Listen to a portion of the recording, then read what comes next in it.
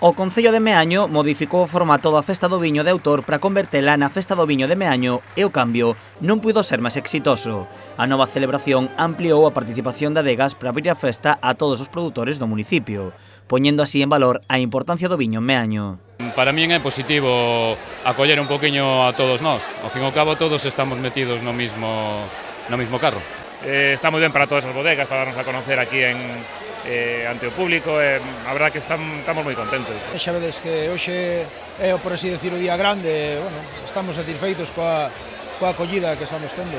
De verdad moi contentos de que volvéramos a retomar a festa, que haya tanta xente e a xente o este recibindo tamén, a verdade, unha boa resposta de toda a xente. Dende o Concello cualificaron a celebración como un éxito e destacaron a gran cantidade de xente que se achegou a gozar das festas. Os propios visitantes corroboraron a súa ledicia. Fin de semana espectacular. Teño que dicir que o viño, aquí o de Atis, máis outros máis que teñen as portas rafonca, se está conservado cojonudo. Moi ben, moi ben. Eches todos os días ou é o seu primer día? Ainda non marchei desde onte. O viño está cojonudo. Sí. Está máis que bo. Antes era un albariño de autor e agora é unha festa do viño, pero é unha continuación do que había anteriormente. É a verdade que é un éxito rotundo. Sí, este ano a verdade é que o montaron moi ben, a parte da decoración e o tempo acompaña, o sea que fenomenal.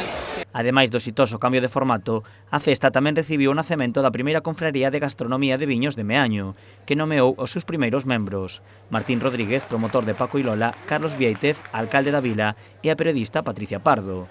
O nomeamento foi tras o pregón da periodista e o paseo dende o Pazo de Lis ata a Praza do Concello. A idea é levar un trozo de Meaño que é do mundo do viño e do mundo da gastronomía e poder leválo a diferentes partes e poder colaborar con outras cofradías facendo máis grande Meaño.